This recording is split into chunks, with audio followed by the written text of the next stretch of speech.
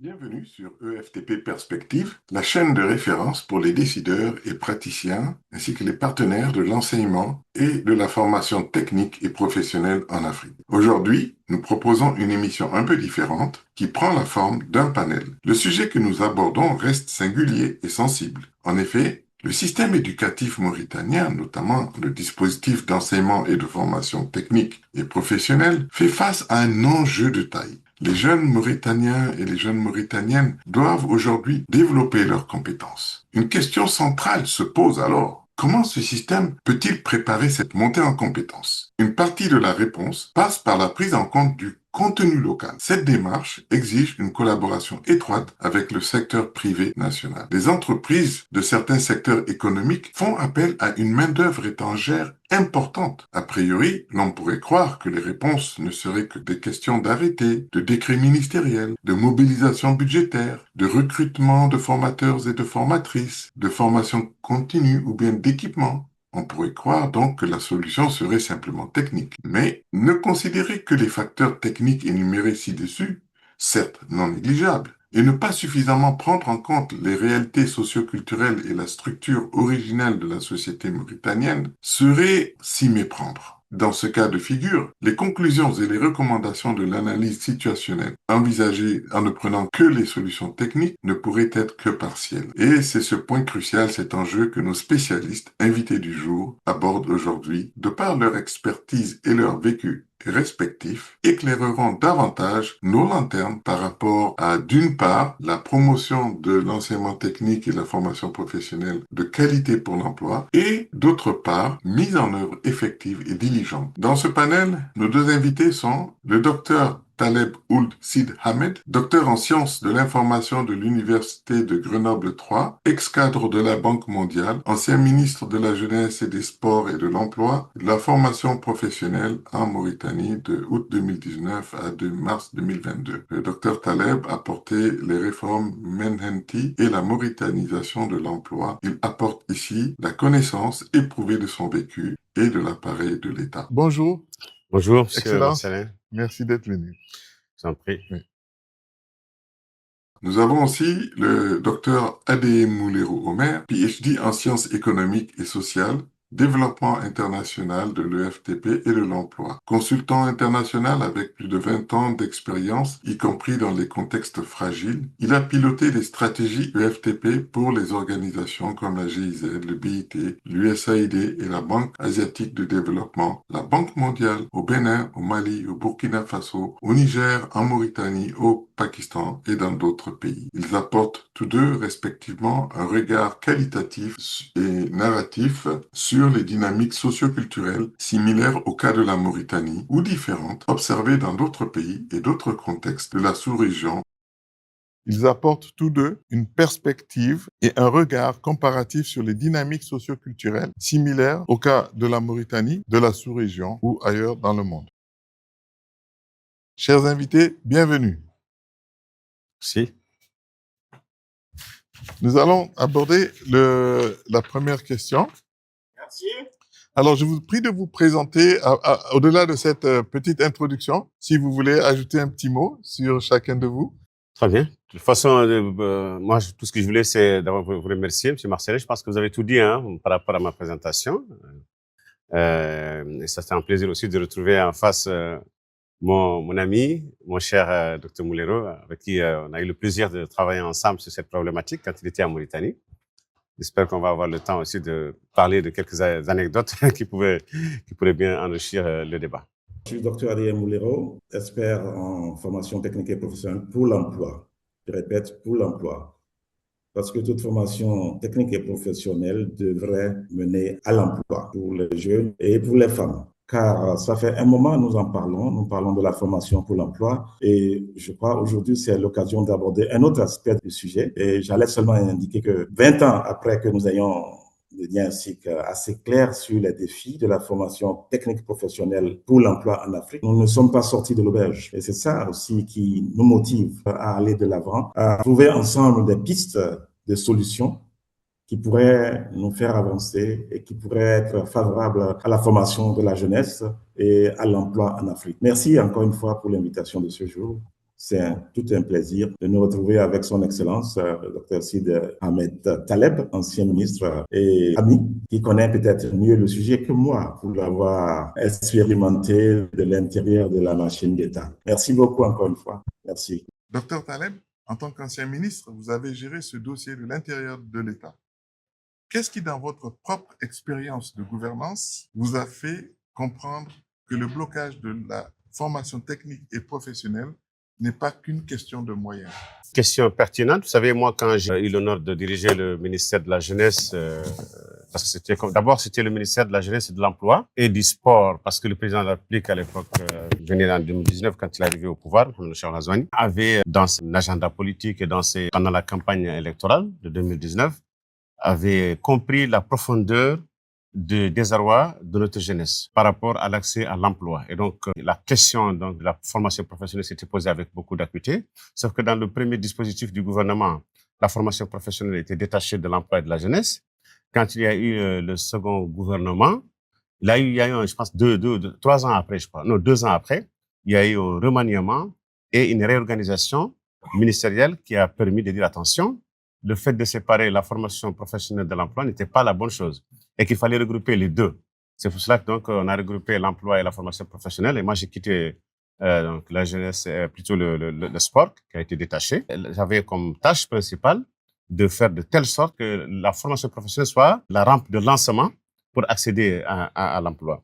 Je peux vous dire que c'était une problématique qui était extrêmement importante pour le gouvernement, et l'est toujours. En fait, nous avions une stratégie qui était en place parce que moi, je n'ai pas vocation à changer tout d'un coup, parce et ça, c'est parmi les grandes difficultés, les grands dysfonctionnements que nous avons dans nos pays, c'est que à chaque fois qu'il y a un ministre qui arrive, il balaye tout, il s'en va, au bout de 6 mois ou d'1 an, un autre vient, il balaye tout, et donc il y a une instabilité. Ce que j'ai essayé de faire, c'est surtout d'identifier les blocages, les contraintes qui se posent. Et parmi les contraintes que nous avions, je me suis rendu compte que ce n'était pas dans une large mesure faute d'avoir de l'infrastructure, mais c'était beaucoup plus une question au niveau d'abord de la compréhension même et de la valeur qu'on donne à l'enseignement dans le pays. Le blocage était beaucoup plus structurel, ou socio-anthropologique, vous pouvez utiliser tous les termes, en tout cas, qui entrent dans ces champs d'analyse. Et donc, tout de suite, j'ai commencé, en conseil de ministres, avec le président de la République, à proposer une piste qui puisse nous permettre de changer la mentalité et la perception, je pense que c'est le terme qu'il faut, par rapport à la formation professionnelle dans notre pays. Et c'est dans ce cadre que nous avons mis en place le projet Mihinti, donc qui est dérivé de l'arabe Mihneti, c'est-à-dire ma profession. L'idée pour nous, c'est de faire de telle sorte que chaque jeune Mauritanien qui aspire à accélérer en tout cas son employabilité et son accession à l'emploi, d'avoir au moins une mihne, c'est-à-dire une profession. Et donc, le programme Mihinti avait une dimension beaucoup plus sociale et communicationnelle en termes de changement comportemental, terme qui est bien connu dans la communication pour le développement, pour faire de telle sorte que les Mauritaniens sachent que la formation professionnelle, ce n'est pas un garage. Ce n'est pas parce que vous n'avez pas réussi dans l'enseignement général qu'on doit vous orienter au niveau... Parce que c'était ça, en fait, qu'on a remarqué. Quand j'ai fait la tournée des centres de formation professionnelle, je me suis rendu compte que la plupart des étudiants qui étaient là, des apprenants, je ne sais pas comment on les appelait, c'est les apprentis, c'est ça, Moulero, comment vous les appelez? Donc, ils étaient là, pas par choix personnel, moi je ne dirais pas que tout le monde, mais la majorité d'entre eux n'étaient pas là par choix personnel, par vocation. Non, ils étaient là, c'est parce qu'ils étaient là à défaut. Et donc, je pense que, je me rappelle d'une conversation qu'on avait eue avec des étudiants, ils disent, oui, nous, on n'a pas eu le bac, et certains avaient même le bac, mais ils avaient dépassé l'âge de 25 ans. Et donc, je pense qu'il y avait un dispositif au niveau de l'enseignement supérieur qui interdisait aux plus de 25 ans qui venaient d'avoir le bac d'accéder à l'université. Donc, il n'y avait pas cette passerelle que vous connaissez parfaitement bien dans l'analyse de la formation professionnelle. Et donc, on leur a dit, bon, dans ce cas, vous allez à la formation professionnelle. Et donc, voilà. Donc, ça, en résumé, donc, je me suis rendu compte que ce n'était pas un problème. C'est effectivement qu'il y a un problème d'infrastructure, un problème de mise à niveau et tout cela. Mais le problème était beaucoup plus profond que cela. Et c'est là où on a commencé, comme je vous ai dit, à comprendre qu'il y a un blocage qui est là, structurel, lié peut-être à la nature même de notre société, et qu'il fallait expliquer au gouvernement qu'il fallait qu'il y ait un programme qui puissent travailler sur le changement de la mentalité, le changement de la perception. Et c'est pour ça qu'on a mis en place le programme Mihinti qui continue encore aujourd'hui. Vous avez touché le cœur du sujet. Docteur Adé, est-ce que vous avez rencontré des problématiques similaires dans les pays où vous avez travaillé? Merci beaucoup, collègue Jean-Luc Marcelin. Évidemment, le cas de la Mauritanie, je le dis tout souvent, n'est pas spécifique qu'à la Mauritanie. La formation professionnelle, disons l'EFTP, a été, depuis très longtemps d'ailleurs en Afrique en général, l'enfant pauvre de l'éducation. Bien qu'elle soit, disons, une formation qui conduit vers un emploi, mais ce n'est pas évident que les familles l'aient comprise comme ça. Ce n'est pas évident en Mauritanie, ce n'est pas évident au Bénin, ce n'est pas évident en Côte d'Ivoire, ce n'est pas évident au Sénégal. Cela n'a pas été évident aussi en Asie. Donc, ce n'est pas qu'à la Mauritanie qu'il faut dire, oui, les gens ne sont pas allés à la formation technique professionnelle parce que c'est une question de mentalité. Ça dérive aussi de l'héritage colonial, ou bien post-colonial. Parce que, bon, on allait à l'école pourquoi? On allait à l'école a priori pour avoir un travail dans le bureau. On allait à l'école pour être, disons, quelqu'un de bien dans la société. On n'allait pas pour devenir un mécanicien sale en blue jean. Donc voilà, ce n'est pas que la Mauritanie. Et par rapport à d'autres contextes, il y a peut-être des contrastes. La Mauritanie est devant un fait accompli aujourd'hui.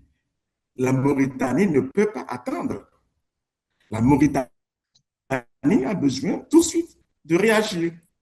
Parce que ce qu'on n'avait pas anticipé, on n'avait pas su que la Mauritanie pouvait être un pays à ressources naturelles et du sous-sol très importants qui aujourd'hui font rêver même des grandes puissances et sur lesquels on doit travailler. Et pour y travailler, il faut une main-d'œuvre qualifiée. Voilà le dilemme aujourd'hui pour la Mauritanie. Et ça ne s'improvise pas. Former un jeune, même si c'est en formation courte, a besoin d'une structure, a besoin que le secteur privé, etc., soit partie prenante de cette formation. C'est à cela que nous nous confrontons aujourd'hui. Donc, la Mauritanie n'est pas seule dans ce cas, mais la Mauritanie a un avantage.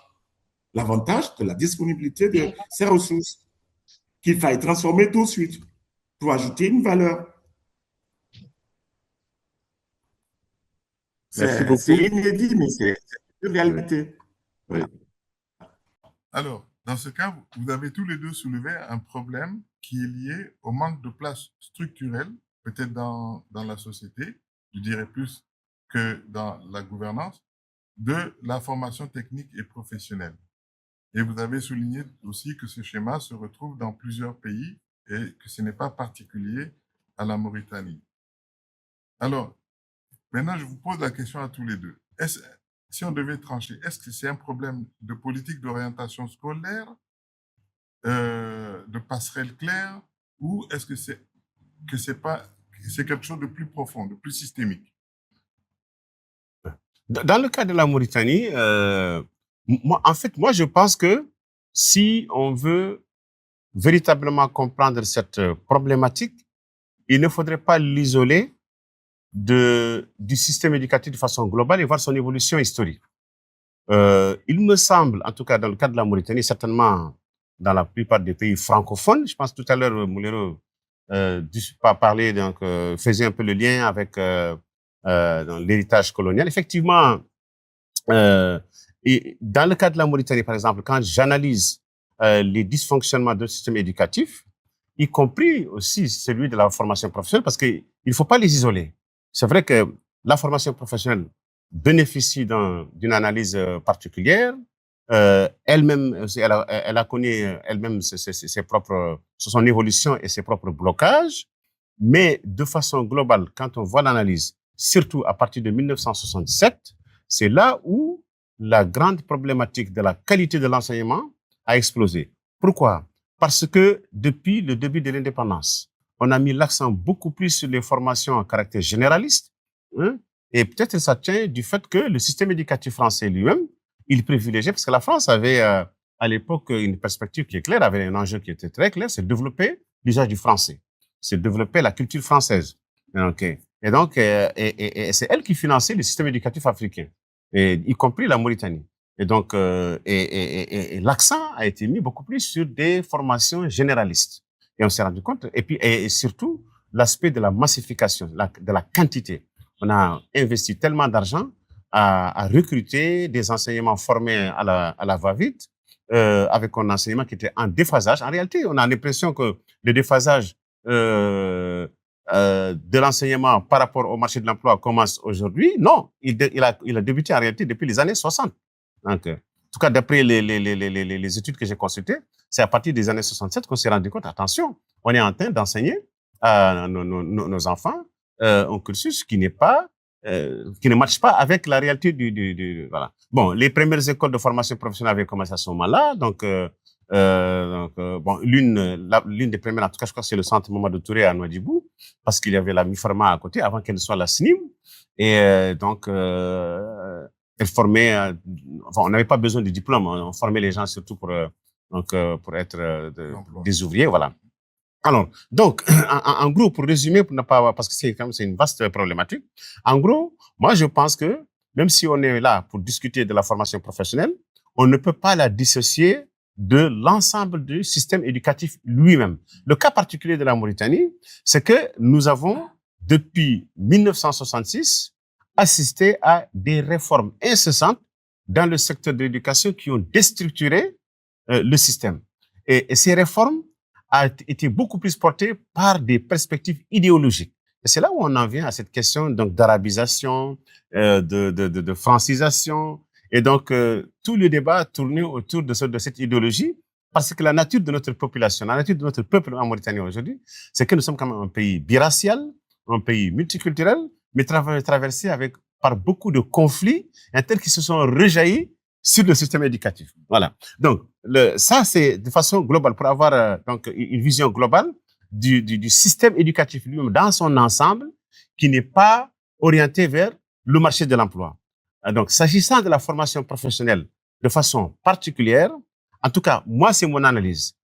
Mon analyse, c'est que, et donc partant de mon expérience de ministre sur le terrain, c'est qu'elle a souffert aussi de ces biais, hein, donc social, anthropologique, culturel, qui fait que une catégorie de la population se voyait, en tout cas, ne se voyait pas comme étant concernée par la formation professionnelle parce que ça la dévalorise, parce que ça ne matche pas avec son rang social, son lignage, etc., etc. Voilà. Voilà ce que je pouvais dire par rapport à cette question. Vous abordez un sujet très sensible et actuellement, ce que vous avez dit est étayé par plusieurs recherches universitaires aussi, qui documentent une société historiquement organisée en groupes et de statut social et des lignages professionnels, à savoir des professions, ceux qui sont nés dans le lignage des artisans vont rester des artisans, des agriculteurs, des pêcheurs, etc.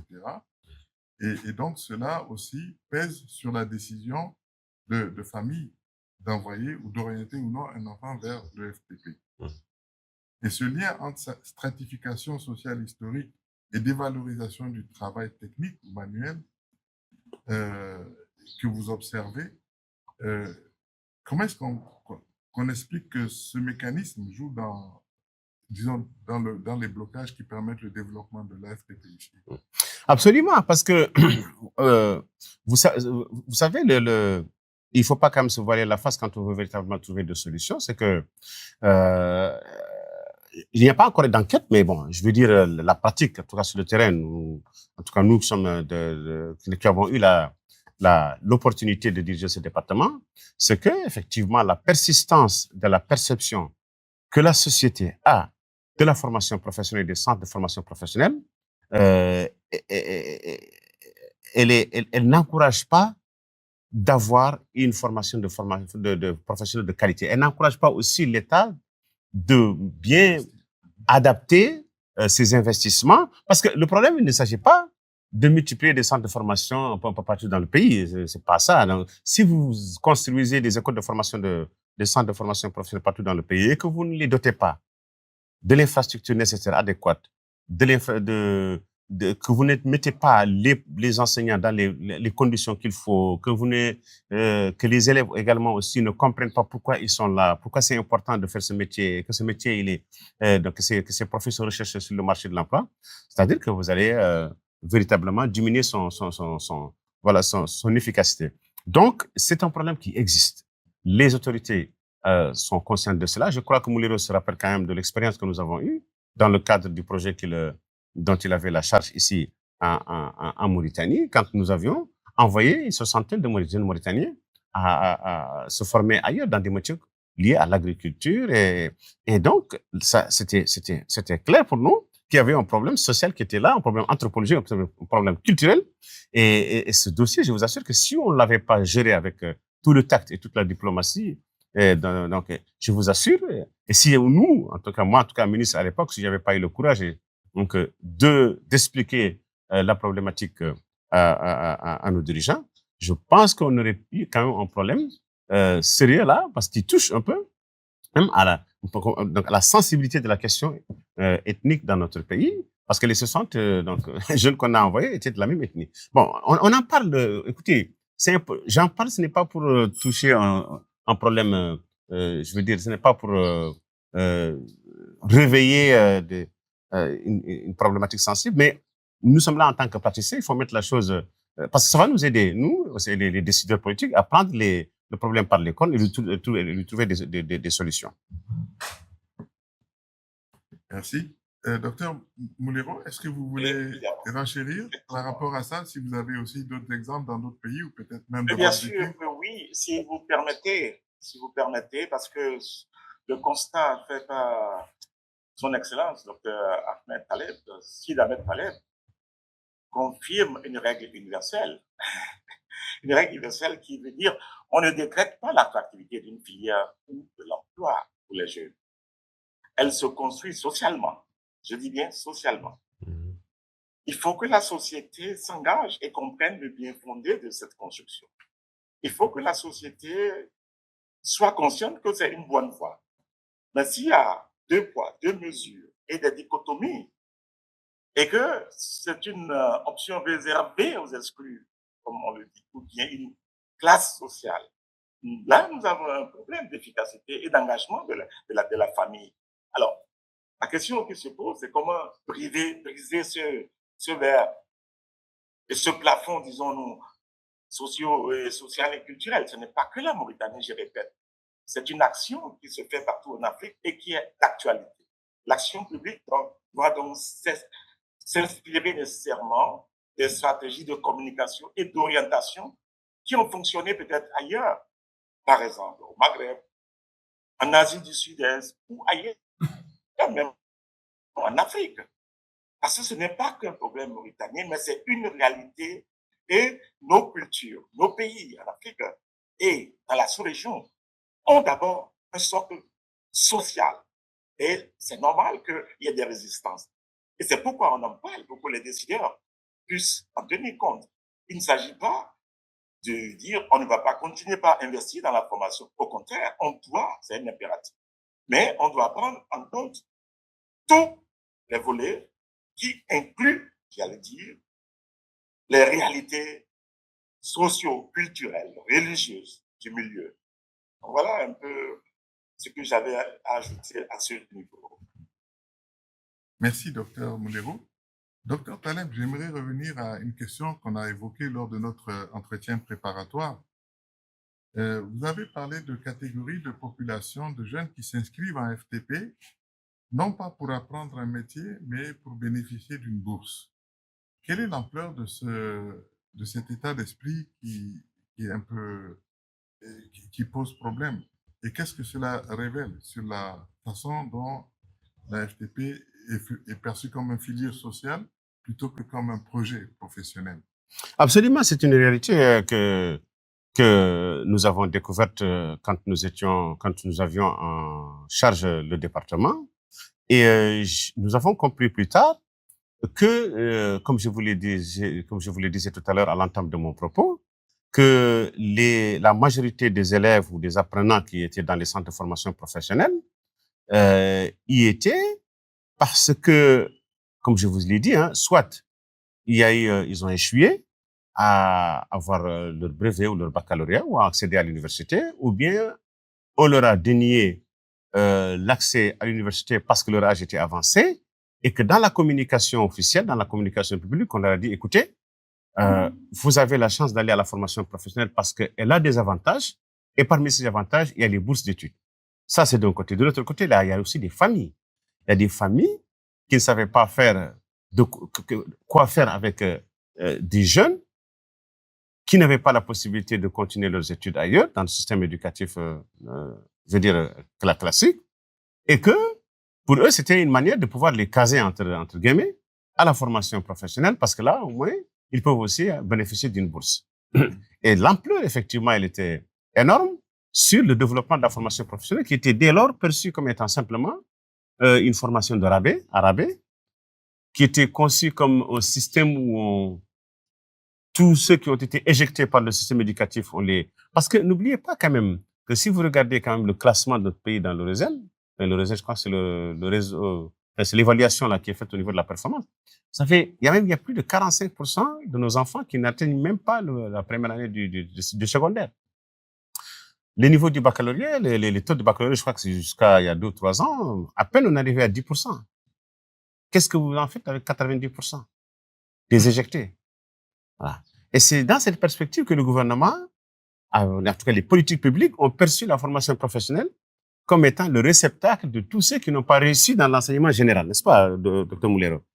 Et c'est de là où, et vous combinez cela avec les biais sociaux qu'on a dit, vous combinez ça avec la certification sociale qui réserve certains types d'emplois à certaines classes, là, vous avez tout le cocktail qui est réuni pour dire, attention, pour faire de la formation professionnelle juste une formation en rabais, un réceptacle au refuge pour ceux qui n'ont pas réussi dans l'enseignement général, et le refuge pour les classes sociales qui, au niveau de la certification sociale, sont classées, sont affectées à cette tâche. Voilà. Alors, vous avez effectivement abordé aussi cet aspect de l'image et de la perception de la FTP sous un autre angle. Mais si je le regarde maintenant du côté des jeunes qui s'y trouvent, comment se perçoivent-ils, eux, dans ce système? Comment est-ce que ça les affecte aussi? Et est-ce qu'on ne crée pas aussi une genre de prophétie autoréalisatrice? Ce que je veux dire, c'est que on se dit, bon, ben la formation technique ou professionnelle, c'est la voie de la seconde chance, c'est la voie de la relégation. Et c'est comme perçu, on a échoué ailleurs, donc on nous envoie là-bas. Ça doit affecter les jeunes. Mais bien sûr que ça les affecte, M. Marcellin. Je vous disais tout à l'heure l'exemple de quelques étudiants que j'avais eu, avec qui j'avais échangé quand je visitais les centres de formation. Il y a même des jeunes filles qu'on envoie pour faire des formations en mécanique. Et qui étaient là, qui n'avaient aucune connaissance de la mécanique, et qui étaient là, et ça se voyait carrément qu'elles étaient là. Pas parce que elles ont voulu être là, elles étaient là. Et ça se voyait clairement qu'elles n'avaient pas de projet professionnel. Et donc, ça les a fait, ça affecte leur morale, parce que même vis-à-vis de la société, en fait, la plupart étaient là simplement comme dans une salle d'attente. On est là effectivement, et ça affecte leur morale. Maintenant, je pense que, je ne sais pas si le questionnaire l'a abordé, il ne faudrait pas croire que cet état de fait va rester tel qu'il est. Je pense qu'il y aura des évolutions. Il y a des évolutions. Je vais pas anticiper jusqu'à qu'on arrive à cette question-là. Mais je pense que les choses quand même vont bouger, surtout avec donc la configuration de l'économie et de la croissance économique dans notre pays, l'émergence de nouveaux secteurs, de nouveaux besoins qui commencent à avoir lieu. Je pense que, et puis aussi la prise en compte de plus en plus du gouvernement sur l'importance de changer profondément les choses, y compris socialement. Et voilà, donc. Nous avons posé donc le diagnostic des blocages principaux liés à l'image de l'EFTP, la perception qu'ont les jeunes, les familles, et aussi, maintenant, nous voulons aborder ensemble les pistes de solutions et les leviers sociologiques et culturels mis en œuvre par le gouvernement pour justement renforcer le dispositif national de la FTP. Quelles sont les initiatives en Mauritanie qui viennent de l'État ou de la société civile? Et même modestement, comment ces initiatives sont mises en œuvre pour améliorer l'image de la formation professionnelle et sa qualité? Oui, effectivement, comme vous savez, comme vous l'avez constaté, jusqu'ici, on a abordé la question lancinante des contraintes liées à ce sous-secteur du système éducatif, c'est-à-dire la formation professionnelle. Nous avons même jeté une vue d'ensemble historique, puis pour voir un peu, pour faire comprendre que le problème vient de loin. Et nous l'avons également inséré dans le cadre général du système éducatif lui-même. Il est il connaît des dysfonctionnements. Alors, ça ne veut pas dire qu'il n'y a pas des efforts qui sont entrepris. Je pense que en 2019, quand le président Mohamed Charles Lazoune est arrivé au pouvoir, comme je vous l'ai dit, pendant la campagne, il avait écouté les uns et les autres. Il avait dans son agenda et dans ses promesses électorales promis au système, la mise en place d'un système éducatif qui permette de répondre aux besoins du marché de l'emploi. Alors, s'agissant de la formation professionnelle, il faut dire que depuis 2019, de façon globale, le gouvernement a réfléchi après avoir fait le diagnostic de tous les dysfonctionnements et toutes les secousses auxquelles le système éducatif a fait face. Donc, il a réfléchi à la mise en place d'une nouvelle réforme du système d'éducation. Et dans le cadre de je crois que c'est la loi d'orientation 2022-023. Donc, qui est passé en Conseil des ministres. Je faisais partie donc du gouvernement quand le projet de loi était passé. Nous avions, dans la commission préparatoire, également insisté sur la valorisation de la formation professionnelle dans le dispositif. Et je crois que dans son article 24, la loi d'orientation, en tout cas sur le nouveau système éducatif 2022, qui a été mis en place donc, en 2020, qu'on a préparé, enfin, qui a été mis en place en 2022, insiste beaucoup sur le fait de faire de la formation professionnelle le fer de lance de la croissance économique du pays.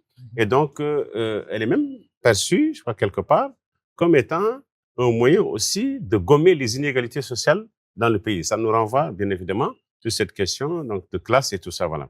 Alors, première, je veux dire, parmi les premiers signes de cette volonté, c'est d'augmenter les investissements dans le secteur éducatif, donc dans la formation professionnelle.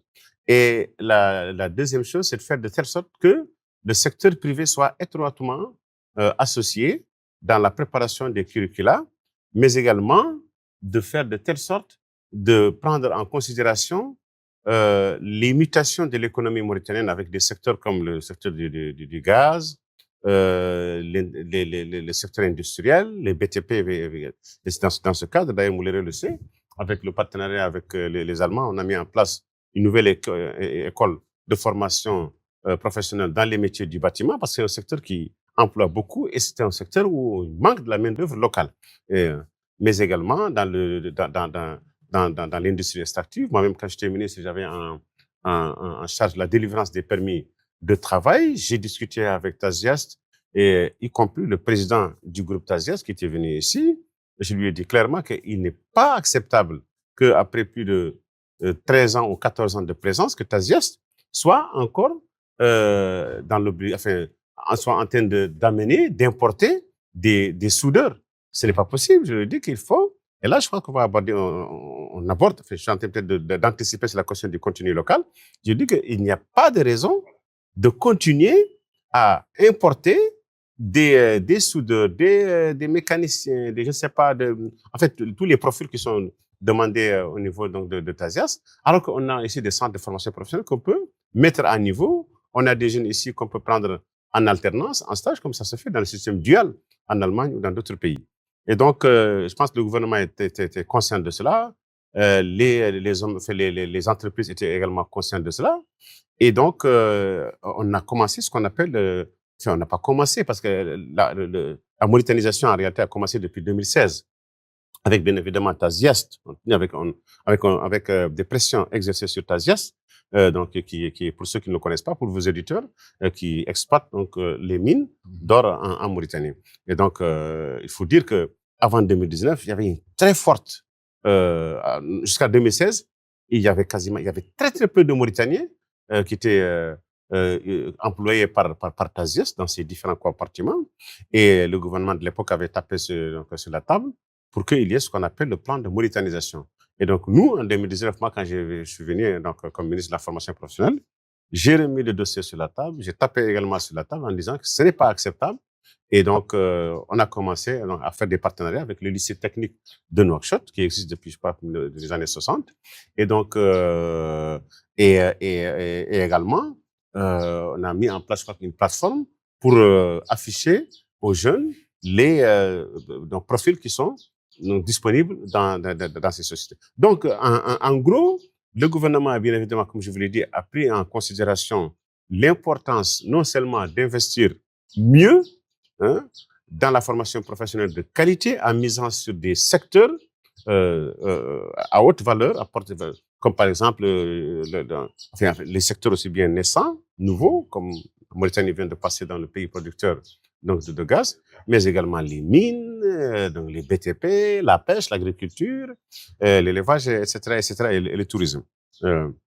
Et donc, mais en même temps aussi, au niveau du changement des mentalités, comme je vous l'ai dit, il a mis en place ce projet de Mihenti, qui permet de mener de grandes campagnes de communication et de sensibilisation à travers le pays, de valoriser le métier de la formation professionnelle, de dire attention, ce n'est pas une formation arabais, c'est pas parce que vous n'avez pas réussi là-bas dans l'enseignement général qu'on va vous envoyer à la formation professionnelle. Et je crois que aussi il y a même une souplesse qui permet à tous ceux qui veulent avoir une formation professionnelle d'y accéder, qu'elle soit diplômante ou qualifiante. Et donc, je pense même qu'il y a un décret en préparation par rapport à une licence professionnelle. Et donc, ça permettra un peu d'ouvrir les passerelles pour que les étudiants, les apprenants dans les formations professionnelles ne soient pas uniquement cantonnés dans leur cocon. Et justement, ça va aider un peu à faire sauter cette perception que tu ne peux pas continuer à l'université, tu ne peux pas être ingénieur quand tu as la formation professionnelle. Donc, je crois qu'il va être désormais possible pour quelqu'un qui est dans la formation professionnelle, que tu puisses continuer tes études dans l'université, que tu sois ingénieur, etc., surtout avec le développement aujourd'hui de l'intelligence artificielle et d'autres métiers, donc comme les métiers, les énergies renouvelables, etc. Donc, ça, c'est en gros pour vous dire qu'il y a quand même des signes positifs qui permettent d'envisager une formation professionnelle et technique, débarrasser des scories de tout ce qu'il a présenté de façon négative par rapport au public, par rapport aux familles, donc, mais également de montrer qu'il y a de nouvelles niches qui permettront véritablement, surtout avec ces nouveaux métiers, je veux dire, donc qui permettent aujourd'hui aux jeunes, face à la pression sur le marché de l'emploi, face à la dégradation de leur situation, de dire, écoutez, il y a quand même de l'argent qui se fait dans ce domaine-là, je vais y aller. Ça, c'est en gros les mesures qui sont prises par le gouvernement et qui vont s'intensifier dans les prochaines années. Oui. Docteur Adé, avec plus d'une vingtaine d'années d'expérience dans des contextes comparables, quels sont les leviers culturellement ancrés que vous avez vus réellement mis en œuvre pour faire bouger cette perception sociale de la formation technique et professionnelle? Et en fait, je voulais rebondir sur ce que son Excellence vient de Parlez plus fort. Je voulais rebondir sur les propos de son Excellence avant de continuer. Oui, moi j'étais en Mauritanie et je peux confirmer que le gouvernement est en avance. Parce que si vous remarquez la célérité dans laquelle les lois ont été revues, les tests ont été revus, c'est exceptionnel pour la Mauritanie. C'est un volontarisme affiché, quitte à ce que dans la pratique, maintenant les entreprises aussi suivent. Et c'est pourquoi le contenu local dont il a parlé est un outil formidable, à condition que les entreprises respectent les conditions fixées. Et à ce titre, je récapitule quelque chose que nous avons la pas encore évoqué. C'est la formation générale, primaire. Vous voyez, il y a un plan de développement du secteur de l'éducation qui englobe tout ce qui est formation, éducation primaire, formation technique, jusqu'au niveau du supérieur. Il a été revu en 2023. Il a été validé. Et le même jugement, le système de formation technique et professionnelle a été revu. Il y a un nouveau programme national, validé déjà depuis 2023, et qui est actif. Et parallèlement, en 2024, il y a que l'État a bien clarifié la situation du contenu local. Ceci dit, le décor est fixé, est planté pour que ça prenne. Et l'État aura raison de dire qu'il faut que les entreprises jouent leur partition. Et je reviens à la question de la valorisation sociale du travail manuel technique. Si nous prenons le cas de la Corée du Sud, la Corée du Sud avait la même mentalité il y a quelques années que la Mauritanie. Le diplôme universitaire était coté, tandis que le diplôme technique n'était pas d'une bonne valeur. Donc l'État sud-coréen à l'époque a fait une grande campagne de valorisation du travail manuel où le chef de l'État même annuellement décorait les meilleurs ouvriers, décorait les meilleurs absolvants et incitait les entreprises à nécessairement avoir en permanence, je dis en permanence, des gens en formation. Aussi, il ne faut pas qu'on rêve. Tout le monde ne peut pas aller au supérieur. De quoi avons-nous besoin? Avons-nous besoin aujourd'hui pour les entreprises naissantes, pour l'hydrogène vert, pour le gaz, pour les mines? C'est de cela il s'agit. Comment montrons-nous aux jeunes qu'en se faisant une formation, disons, qualifiante, d'avoir un premier diplôme de compétences, leur permettrait d'entrer dans la vie active et de se prendre en charge. C'est par ce modèle que l'enfant, le jeune, remarque, je suis autonome financièrement, je peux me prendre en charge et je pourrais continuer, comme c'est le cas au Singapour, ma formation après. Parce que j'ai la possibilité plus tard même de devenir technicien supérieur. Donc, c'est ce mindset qu'il nous faut. Il faut qu'on y travaille en apprenant des autres. Donc, la volonté politique est affichée, elle est claire, elle est nette. Les contours sont décidés. Comment nous y prendre à la base? En comptant sur le culturel mauritanien, sur le socio-culturel mauritanien et en tirant leçon des expériences d'ailleurs. Et je vais finir par là. En Allemagne, par exemple, si le système dual a réussi, c'est parce que l'entreprise prend le jeune dès son primaire, pardon, à la fin de son primaire ou bien son entrée au collège, et le paye déjà comme apprenti. Il est payé, il a des revenus, mais il est formé pour le secteur. Si Daimler prend un jeune, il est payé. Si Siemens prend un jeune, il est payé, mais il est encadré. Il passe près de 70% de son temps de formation chez Daimler. Il faut que les entreprises qui interviennent en Mauritanie aient cet esprit et ils travaillent périodiquement pour que ce soit institutionnalisé. Au Maroc, c'est quoi? Quand l'État construit les centres, confie aux entreprises pour qu'elles les gèrent. Il faut qu'on y arrive. Il y a des modèles qui font que socialement, le travail technique est valorisé et même privé. Merci, Dr Adé.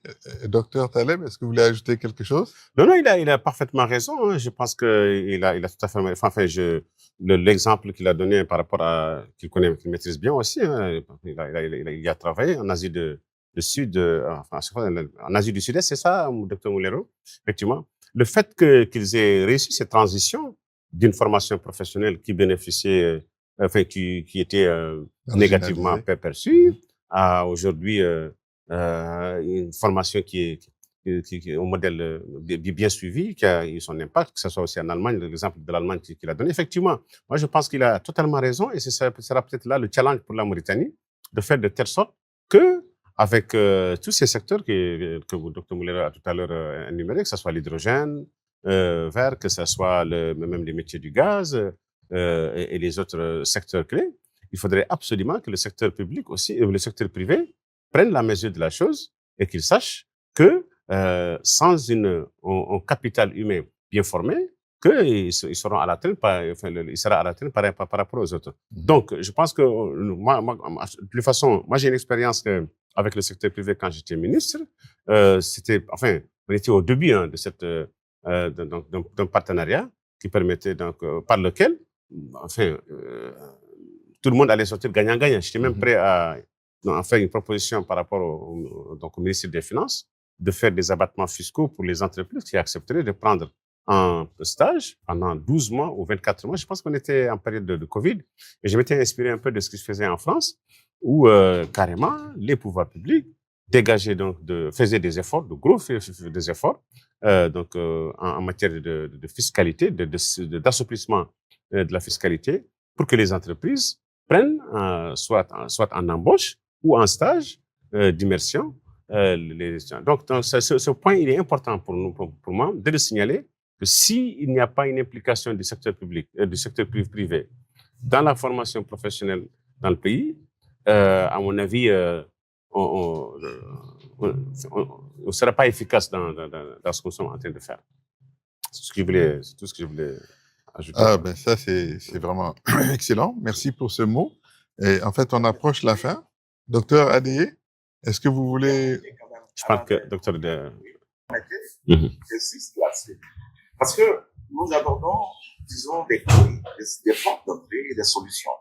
En réalité, Excellence, quand vous étiez aux affaires, nous avons déjà fait une étude et nous avons suggéré ensemble qu'on crée la concertation intersectorielle et le dialogue avec le secteur privé. Absolument, tout à fait. C'est un outil et je suis heureux que dans le cadre du contenu local, ce soit d'ailleurs piloté aussi au niveau du Premier ministre.